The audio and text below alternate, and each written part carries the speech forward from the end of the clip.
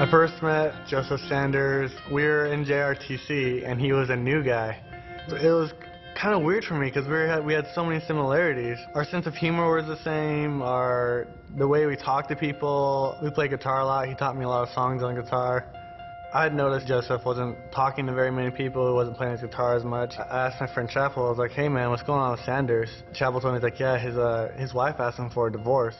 Right then and there, that changed my world. I went from happy Joe, 180-degree turn, to devastated Joe. I didn't see it coming. He didn't see it coming, obviously.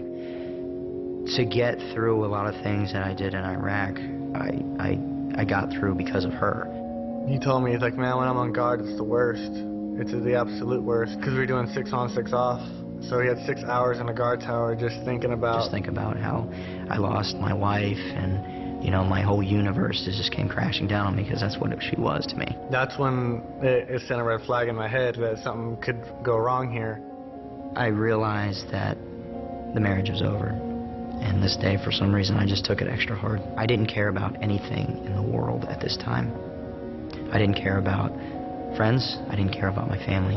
The only thing I thought was my world was over. Everything that I worked for and the life that I had outside the Army was gone. Something took over and I couldn't control it anymore. I grabbed the rifle off the wall, put my rifle up to my chin, put it on semi, and I pulled the trigger. We've been over 8 years in war right now. There's so many people hurting, from the private to the general officer. If we can get people to think like the young people think, hey, I get help, I move on, I think it would revolutionize our Army.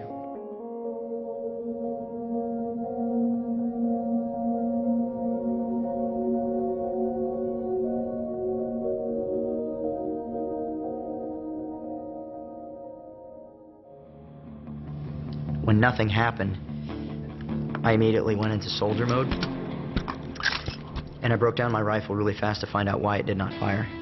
I pulled it apart and found that my firing pin was not in there. Godding walks in the door after all this happened, and I look at him and I said, "Godding, where is my firing pin?" He said, "Sanders, how'd you find out?" And he's like, "I tried to kill myself." So I was like, I like a standstill right there. I didn't know. He was a little overwhelmed too, because I didn't, oh my God, it was so weird to hear that. He says, "Yes, I took your firing pin. I took it last night." He says, "You were worrying me." He said I was showing so many signs, and I didn't realize I was even giving any off. I was just communicating with a buddy, you know, just my problems. When you develop a relationship, when you work with somebody so frequently and so close as we do, it's kind of like a personal relationship outside of workplace. You can tell by a person's mannerisms, the way they're eating, the way they're, you know, slouching, or just maybe their tone when they're talking to you, that something's on their mind. Especially when they're performing great before, and all of a sudden something changes. That should be your first clue. Oh, okay, something's going on. Your immediate peer, the man to the left and the right that you talk to every day, that you may even go and hang out at his house or hang out in his barracks room after work. Those are the guys that really need to watch. Those are the guys that are going to make a difference. Every soldier depends on the other soldier to do their part. And these soldiers, they're not broken. You know, sometimes they just need a little bit of help. I think if more people took the time to actually just sit and get to know not just the person who's sitting in the corner of the room in the uniform, and actually get to know who they are on the outside world, that there would be more communication on every front.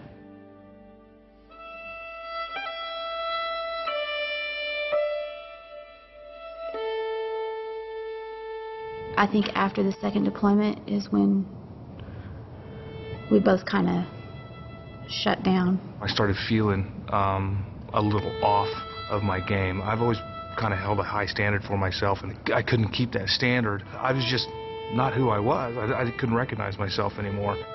I knew that he had something wrong, and he didn't want to talk about it. My anger would get so bad that I would have a physical change and my eyes would turn black. I was terrified if I left for too long that I would come home to a mess. There's no other way to say that's you know. I laid on the floor of my bedroom while my wife pleaded with me not to take my life. If you do this, who benefits? What's it going to do to the children? Why would you leave us this way? And he said, well, I'll be gone and everything will be okay. And I said, no, it won't. I'll have to live with that for the rest of my life, and I'll have to explain to your children why, and I don't even know why. I couldn't move. I couldn't think. Everything was just like a big cloud over the top of me. He needed more than love, and he needed care that I obviously couldn't give, and I felt like a failure. I called my boss, and he told me to sit tight, that he was going to get me help, which is not what I expected. I expected, you know, get in here, get on the carpet, and let's talk. But it wasn't that at all. He got a referral and went out to Walter Reed for the evaluation. And I think that gave him hope. It gave me hope. When major life changes happen, yeah, we're all about being tough. On the other hand, we bleed. And it's okay for a soldier to bleed emotionally. Sometimes people don't realize, where can I go? Their issues are so personal, they don't want anybody to know. The person that has the greatest confidentiality, that's a place to start, is the chaplain. You go talk to your chaplain. He's not about telling you, what your, where your face should be. He's about just being somebody to talk to. That was huge for me. My mentality is I'm a teacher, not a preacher. And I come across as a regular soldier. If you want to engage me religiously, I'm going to engage you religiously. But I think most problems can be solved without engaging what I call an immediate prayer or immediate religious thought. We just have to accept that we are human. Everyone has problems. It's not abnormal. You're not crazy if you have these thoughts or these feelings. But you have to reach out to somebody. And the great thing about being in the military is that someone will hear you.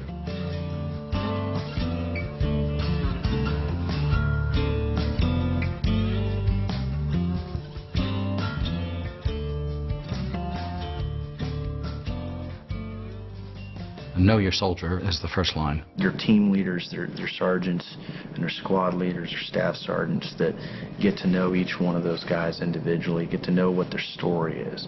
In the National Guard world, commanders don't really get that much face time with their soldiers because you only get 1 week in a month to get everything straight for that month, for the next month. 1 week in a month, 2 weekends a summer is a good motto, but it's not the Army Reserve anymore.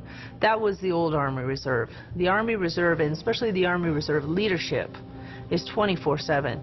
Those are your soldiers 24/7.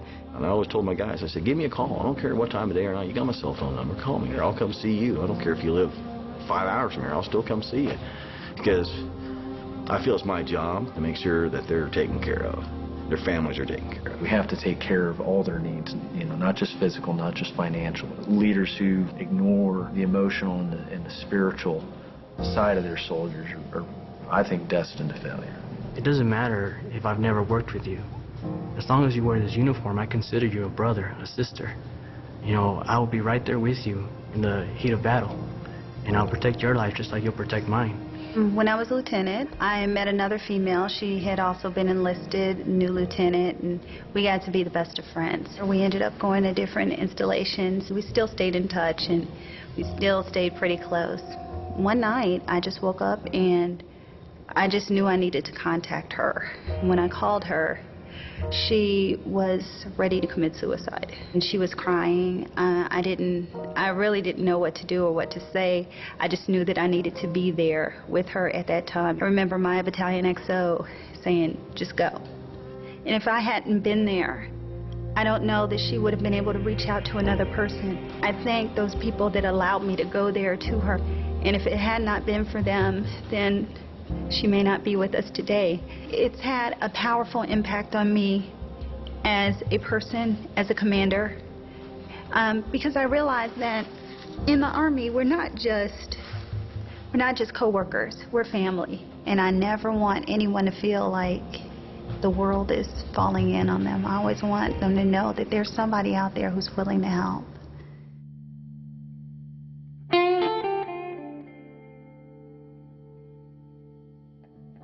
Soldiers, they go through basic training. And what do we train them to do? We train them to be tough, to be strong, to move on and accomplish the mission. I mean, it's embedded in our Army values. I will always place the mission first. I will never accept defeat. I will never quit. And I will never leave a fallen comrade. It doesn't apply just to our own peers, but it applies to ourselves too. You know, we are our own comrade. Because at the end of the day, you're there with yourself. When I came back from Iraq, I was angry. When I went to Afghanistan, and that, you know, this is about 2 years after I went to Iraq, I had all these things that I was taking with me to Afghanistan. I hit my breaking point, sitting in my room in Afghanistan having a fight with my wife. And she basically told me that she was ready to leave me. I needed to make a change, a significant change, if not for anybody else, but for myself. And that's when I took action, but it still took a lot of time. I got some help from the combat stress counselors. Really 3 months of just hard study, really just digging into myself.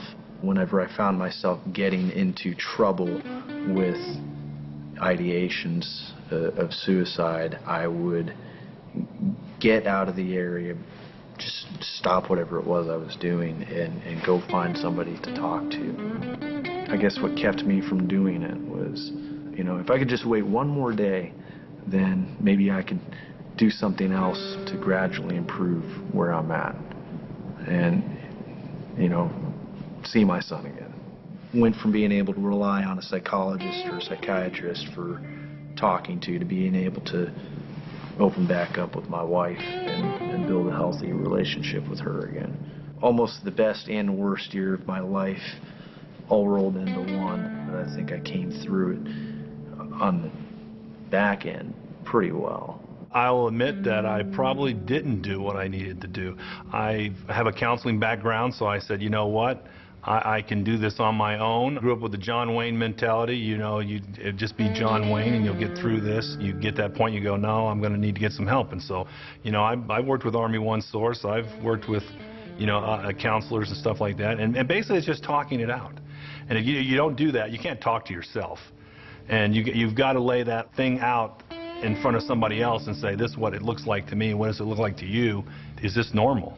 For me to drive down the road and be looking on bridges for people. Why am I still doing that? Why am I looking at trash on the side of the road and swerving the car and stuff like that? And you say, you know, are people going to accept me coming back a little bit abnormal?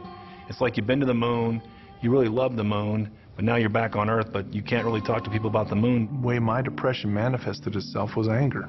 I would yell, scream, cuss. Then I would go through a guilt period, feeling bad about what I had done.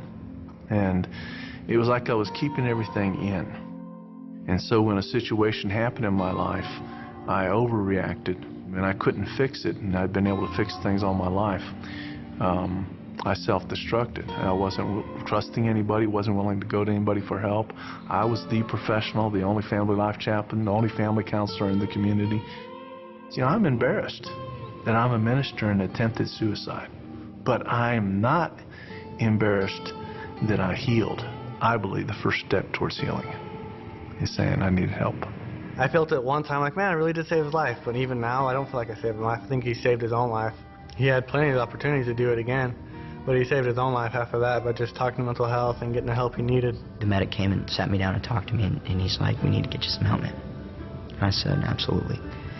I said, I need to do this because I don't know if I'm going to do this again. I went this far. As soon as I started talking, I immediately started to feel better. I wanted to conquer this thing. I didn't want to be sad all the time. So when I got that help, I did everything that they told me to do.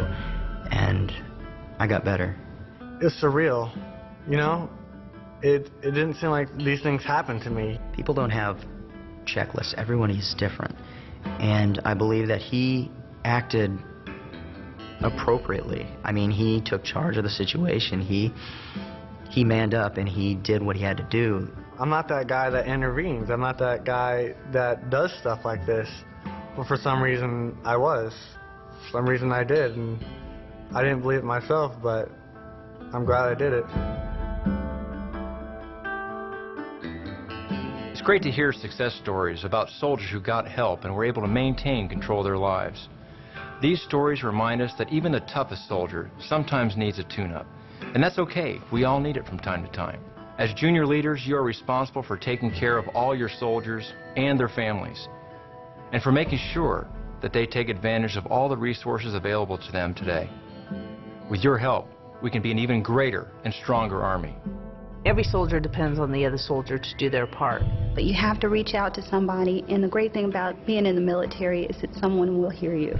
Get out of the area and go find somebody to talk to. You go talk to your chaplain. I called my boss, and he told me to sit tight, that he was going to get me help. And I'll protect your life just like you'll protect mine. But I am not embarrassed that I healed. As soon as I started talking, I immediately started to feel better. I'm glad I did it.